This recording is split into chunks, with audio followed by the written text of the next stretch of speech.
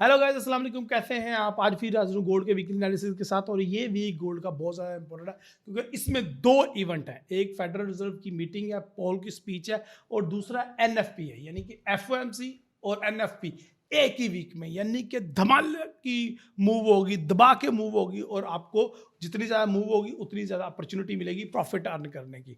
तो चलिए देखते हैं टेक्निकली, फंडामेंटली और सेंटिमेंटली गोल्ड के अंदर क्या अपॉर्चुनिटीज हैं, बाय की या सेल की, और गोल्ड को किस तरीके से हमने ट्रेड करना है इस वीक, और किस तरह हमने बहुत ज्यादा पैसा कमाना है। और गोल्ड के अंदर बहुत ज्यादा शानदार अपॉर्चुनिटीज हैं। ऑल टाइम हाई भी ब्रेक कर सकता है। क्यों, कब, कैसे? चलिए बढ़ते हैं अपने एनालिसिस की तरफ और देखते हैं कि ये कैसे पॉसिबल है। तो देर किस बात की स्टार्ट करते हैं आज के गोल्ड के इंफॉर्मेशन और नॉलेज से भरपूर analysis. My name is Raheel Nawaz, welcome to forex-ustad.com।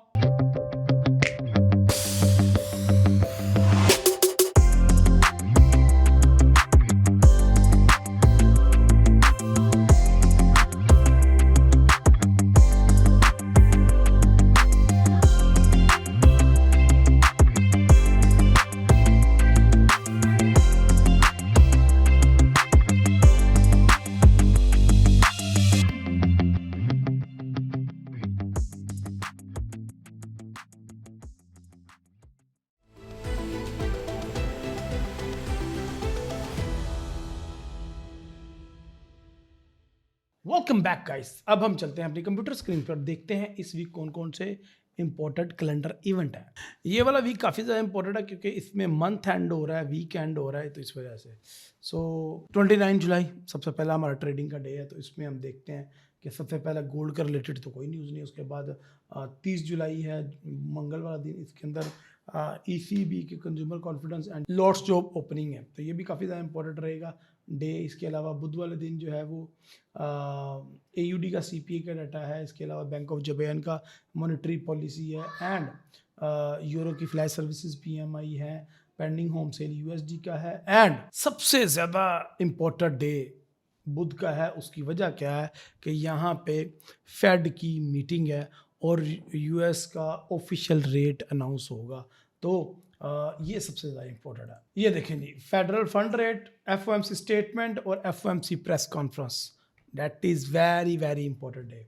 सो ये हम रात को 11 बजे तक, चाहे हमारा चैनल लाइव रहेगा, और इंशाल्लाह हम सारा आपको अपडेट करेंगे। 1 अगस्त को मोस्टली बैंक क्लोज्ड है, लेकिन ब्रिटिश पाउंड का ऑफिशियल रेट अनाउंस होगा, तो ये वाला दिन भी काफ़ी ज़्यादा इम्पोर्टेंट हो जाता है बैंक ऑफ इंग्लैंड के लिए।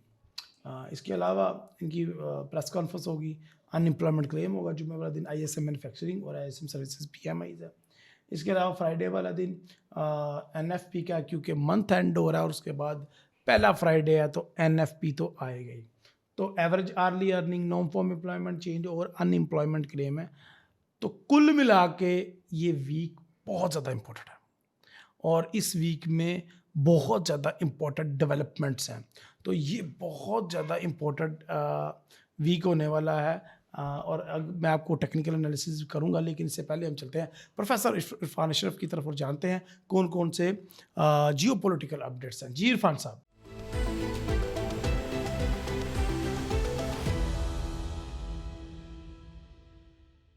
forex-ustad.com। आइए नजर डालते हैं गुज़श्ता हफ्ते की जियोपॉलिटिकल जियो इकोनॉमिक न्यूज़ पर। गुज़श्ता हफ्ता फाइनेंशियल मार्केट वॉलेटिलिटी में इजाफा नोट किया गया।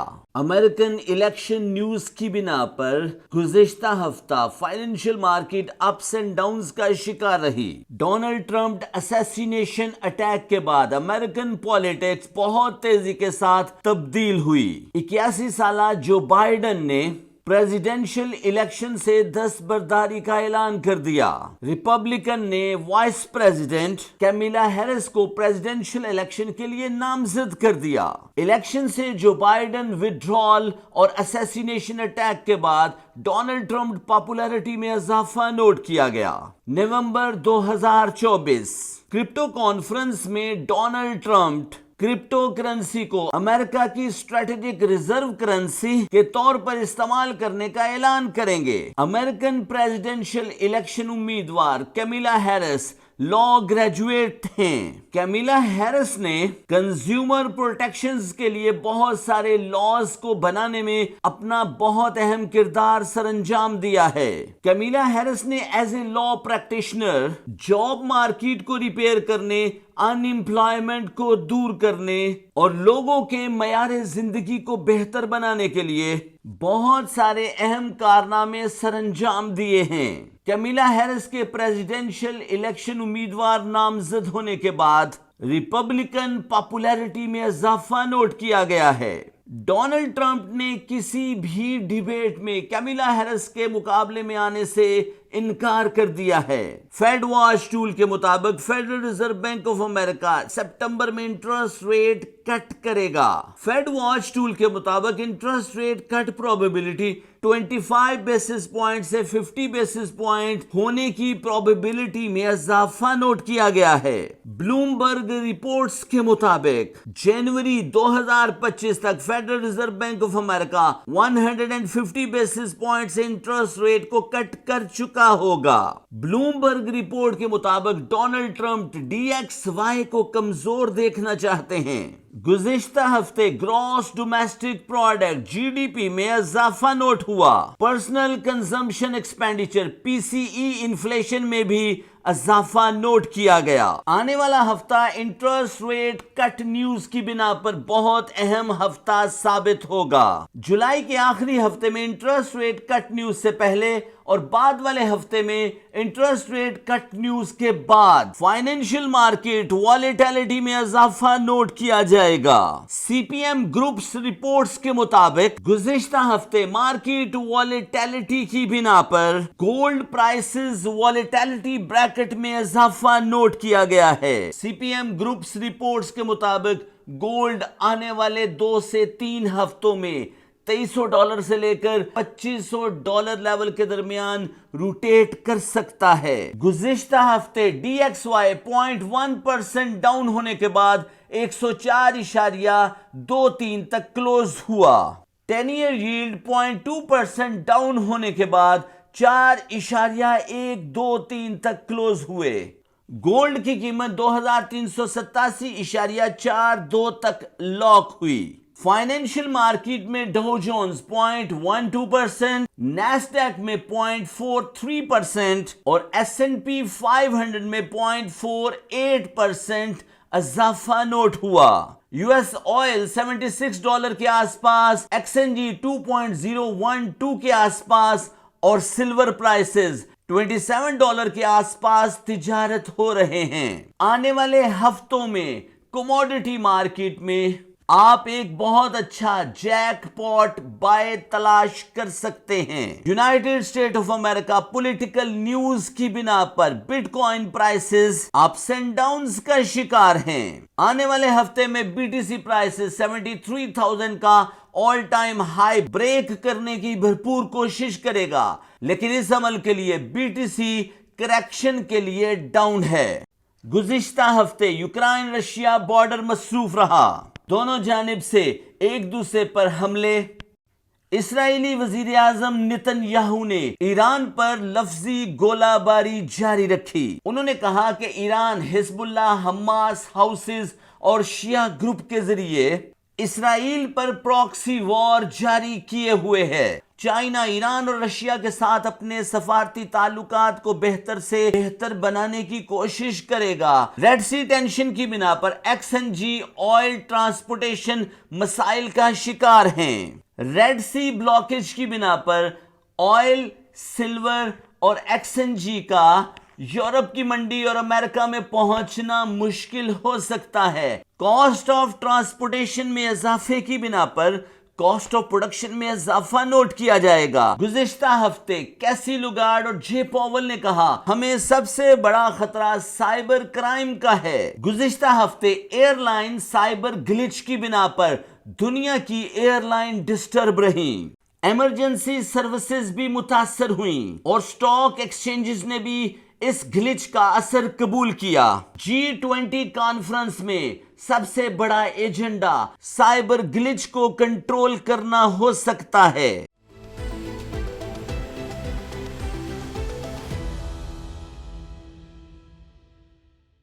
फेड वॉच टूल आपने ओपन कर लेना है और वहाँ पे देखना है कि 31 जुलाई इसके अंदर जो रेट का ईज़ है 6% चांसेस हैं, लेकिन क्या हमें इस दफ़ा सरप्राइज़ मिलने के चांसेस हैं? मुझे तो बहुत ज़्यादा चांसेस लग रहे हैं कि इस दफ़ा रेट कट शायद हो ही जाए और शायद आपको एक सरप्राइज़ मिल ही जाए। उसकी वजह क्या है?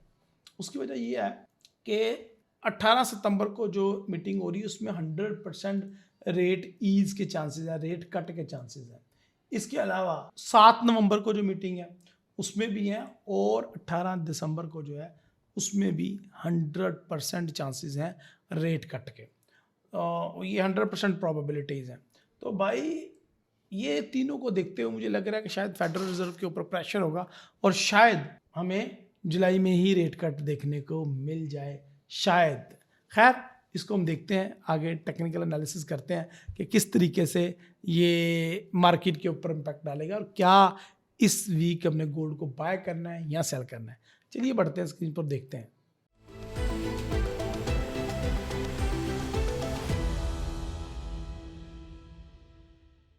अच्छा जी, सबसे पहले हम डॉलर इंडेक्स को देख लेते हैं। वीकली के चार्ट ओपन है। सबसे पहले मैं मंथली का चार्ट ओपन कर लेता हूं और मंथली में देखें कि डॉलर के ऊपर कितना प्रेशर था और ये डॉलर इंडेक्स की कैंडल मारूबुजू बेरिश कैंडल और क्लोज होने के चांसेस हैं। 103 के ऊपर ये क्लोज होने के चांसेस हैं। सारा कुछ डिपेंड करेगा फेडरल रिजर्व की जो मीटिंग होने जा रही है बुध को, उसके ऊपर कि एक नया लो लगाता है और मारूबुजू बेरिश क्लोज होता है या मार्केट वापस ऊपर चली जाती है।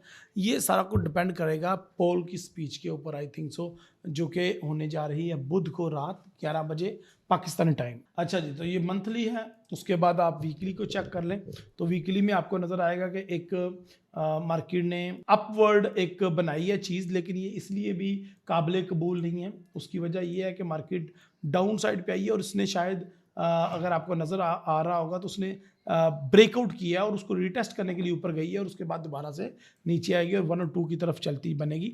और ये सब कुछ डिपेंड करेगा पॉल की स्पीच के ऊपर कि क्या होता है क्या नहीं होता। लेकिन टेक्निकली मुझे डॉलर इंडेक्स में अभी मजीद सेल नज़र आ रहा है और मुझे लग रहा है शायद 104.800 तक मार्केट अपसाइड पे जाए और उसके बाद मजीद नीचे आती जाएगी आती जाएगी आती जाएगी। अगर हम देख लूँ 10 ईयर यील्ड को देख लूँ तो मैं आपको दिखाना चाहूँगा कि मंथली में भी 10 ईयर यील्ड गिर रहा है, वीकली में भी गिर रहा है और डेली के अंदर भी 10 ईयर यील्ड गिर रहा है और मूविंग एवरेज के डाउन साइड पे है। तो जिसका मतलब है कि ज़्यादातर चांसेस हैं कि 10 ईयर यील्ड डाउन साइड पे ही आएगा।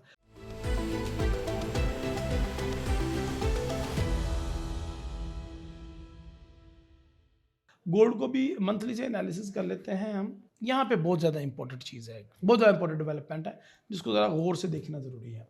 सबसे पहले आप अप्रैल और मई की कैंडल्स की डोजीज चेक करें ये, और उसके बाद आपको पता चलेगा कि जून के महीने में तो कैंडल जो क्लोज हुई है वो तो बिल्कुल ही एक फारग सी कैंडल थी, लेकिन अभी जो कैंडल बन रही है करंट, ये किस तरह की क्लोज हो सकती है। तो ये मंथली क्लोजिंग बहुत ज़्यादा ज़रूरी है। अगर तो ये मंथली क्लोजिंग यहाँ पे 2400 40 के ऊपर हो जाती है तो अगला महीना भी गोल्ड ऊपर जाएगा और अगस्त के महीने में एक नया हाई देखने को मिलेगा। लेकिन ज़्यादातर जिस चीज़ के चांसेस यही हैं कि शायद गोल्ड की जो क्लोजिंग है वो 2350 के नीचे हो। अगर ये 2350 2355 पे भी करीब हो जाती है क्लोजिंग तो डैट मीन फिर उसके बाद मार्केट का डाउन ट्रेंड शुरू हो जाएगा, लेकिन उसकी उम्मीद नहीं लग रही। उसकी वजह बताएं क्या है? उसकी वजह ये है कि डॉलर इंडेक्स के अंदर जो प्रेशर आ रहा है और डॉलर इंडेक्स के अंदर जो प्रेशर है वो कंटिन्यू रहने के चांसेस हैं। उसकी वजह क्या है कि वहाँ पे रेट कट आपको मुसलसल नज़र आ रहे हैं, जिस तरह के मैंने आपको स्टार्टिंग में दिखा दिया है फेड वॉच टूल के अंदर के वहाँ पे हमें रेट कट मुसलसल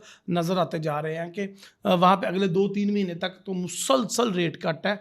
2 या 3 रेट कट प्रोबेबिलिटीज़ पॉसिबिलिटीज़ हैं कि अमेरिका करे। तो आपने पिछले कुछ वीक्स में उनके कुछ डाटाज भी देखे होंगे। तो अगर इस सूरत में जो मंथली क्लोजिंग है वो बहुत ज़्यादा इंपॉर्टेंट है। मंथली क्लोजिंग को मैं इतना ज़्यादा इसलिए भी डिस्कस कर रहा हूँ कि मंथली क्लोजिंग जिस तरह की होगी पूरा महीना अगस्त का उसी तरीके से आप प्रॉफिट करेंगे। अगर तो ये मैं एडवांस में बता रहा हूँ आपको, ये एडवांस बता रहा हूँ कि अगर तो ये कैंडल बैरिश क्लोज हो गई या 2350 के करीब क्लोज हो गई फिर तो अगस्त का पूरा महीना हम गोल्ड को सेल करके पैसा कमाएंगे। लेकिन अगर ये कैंडल क्लोज होती है 2450 के ऊपर या 2400 से ऊपर तो फिर हम अगस्त का पूरा महीना गोल्ड को बाय करेंगे और आने वाले कुछ महीनों में गोल्ड को बाय करके बहुत ज़्यादा पैसा कमाएंगे और गोल्ड फिर अपना एक नया हाई लगाएगा, नया बेंचमार्क सेट करेगा और गोल्ड आगे से आगे बढ़ता जाएगा। अच्छा जी, वीकली में आ जाए। वीकली में गोल्ड ने ये एक डोजी बनाई थी, ग्रेव स्टोन डोजी इसको बोलते हैं, ये बनाई थी। लेकिन इसका प्रॉब्लम ये है कि मार्केट ने इसकी कंफर्मेशन नहीं दी। ये वाली कैंडल जो क्लोज हुई है ये भी तो स्पिनिंग टाइप क्लोज हो गई है, इसको मारूबू से बेरिश क्लोज होना चाहिए था, तो ये पैटर्न रिजेक्ट हो जाता है कि मैं गोल्ड को सीधे सीधे से मैं सेल नहीं करवा सकता। तो मैं आपको अलार्म देना चाह रहा था कि गोल्ड इस वीक एफओएमसी में क्या करेगा। वैसे तो सारा कुछ पोल के ऊपर डिपेंड करता है, लेकिन जिस तरह कि आपने देखा है फेड वाच टूल के तहत, तो मुझे जो डॉलर का बिहेवियर है वो बेरिश और गोल्ड की टून जो है वो बुलिश लग रही है। और मुझे लग रहा है कि अगस्त की जो क्लोजिंग है वो गोल्ड के अंदर एक खुश आइन न्यूज़ लेके आएगी और खुश आइन न्यूज़ गोल्ड का नया हाई होगा। यहाँ पे अगर मैं सिंपल मूविंग एवरेज लाइन की भी बात करूँ तो मार्केट जो है इसने देखें ये अपसाइड पे ब्रेकआउट किया था, नीचे से ऊपर, पहले नीचे आई फिर उसकी रिजेक्शन खाई और फिर नीचे से ऊपर ब्रेकआउट किया और अब ये ऊपर जा रही है।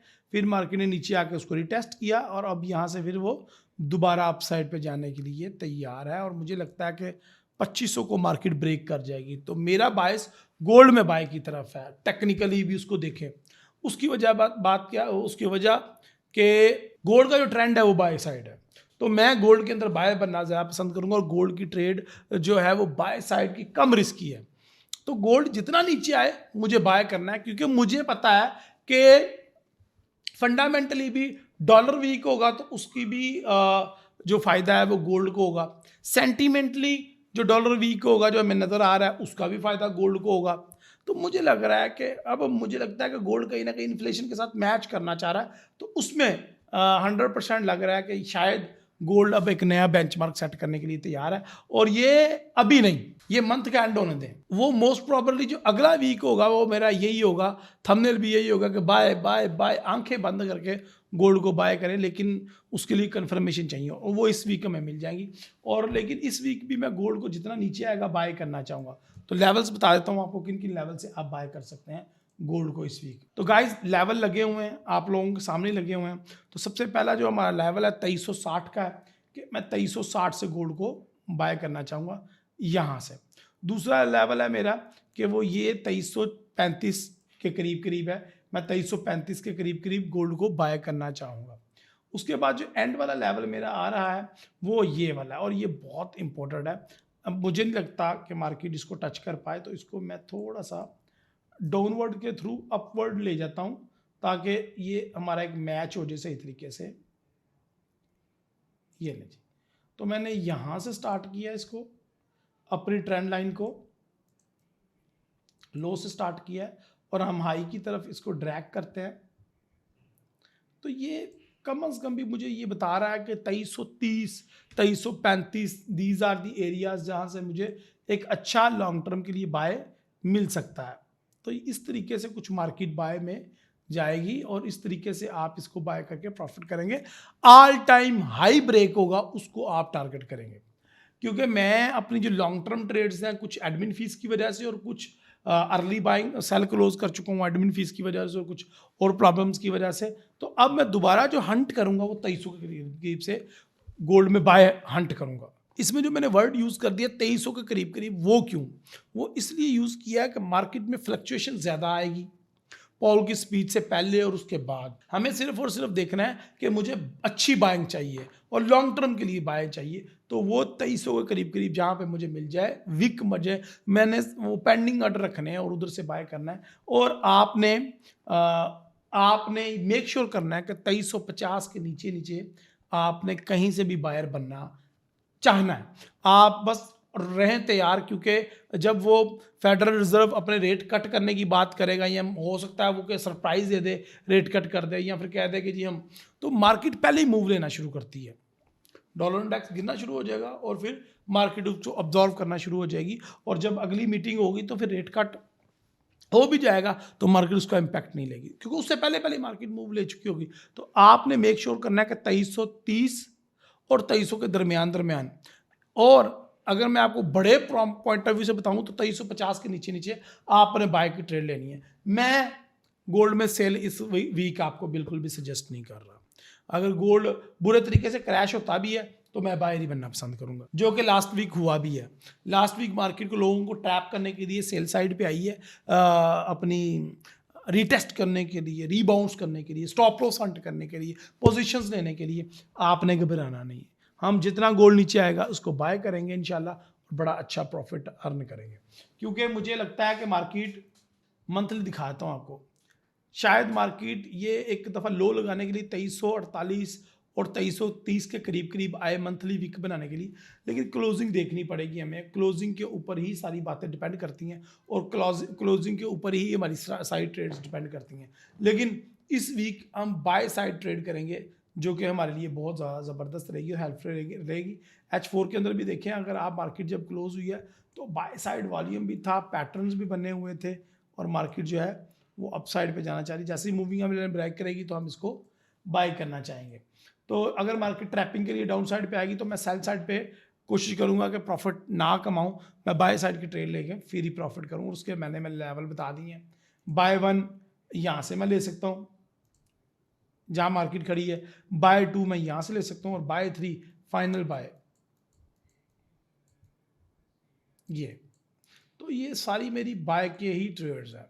तो इधर से मैं अप साइड पे ट्रेड करने की कोशिश करूंगा। तो माय डियर फ्रेंड्स, मैं कैटेगोरिकली आपको सजेस्ट करूंगा कि अगर इंट्राडे ट्रेड भी करनी है तो बाय साइड ही करें, सेल वाली साइड पे ज़्यादा रिस्क हो जाएगा। बाकी आप लोग वीडियो के नीचे अपनी राय का इजहार लाजमी किया करें। हैजिंग का एक वेबिनार जा रहा है फ्राइडे वाले दिन, वो भी अटेंड करने की कोशिश करें। NFP भी अटेंड करें और वीडियो अच्छी लगी तो लाइक करें। वीडियो के नीचे अपनी कमेंट में राय का इजहार करें। अपनी दुआ में याद रखें। अगली वीडियो तक लिए जाते हैं। अल्लाह हाफिज़, अस्सलाम वालेकुम। एंड SMC का वेबिनार देखने के लिए फेसबुक का हमारा पेज ये फॉलो कर लें और SMC के वेबिनार अपने एनालिसिस सारे फेसबुक पे करते हैं, ऑयल के, गोल्ड के और नैस्डैक के। ये हम FMC के अकॉर्डिंग लेवल्स और ट्रेड देते हैं फेसबुक के अपने पेज पे www.facebook.com/forex उस्ताद। लाइक कर लीजिएगा, फॉलो कर लीजिएगा और घंटी का बटन दबा दीजिएगा। वहाँ पे शकील साहब बहुत ज़्यादा काम के एनालिसिस देते हैं, शॉर्ट्स देते हैं और टूल्स प्रोवाइड करते हैं। Thank you.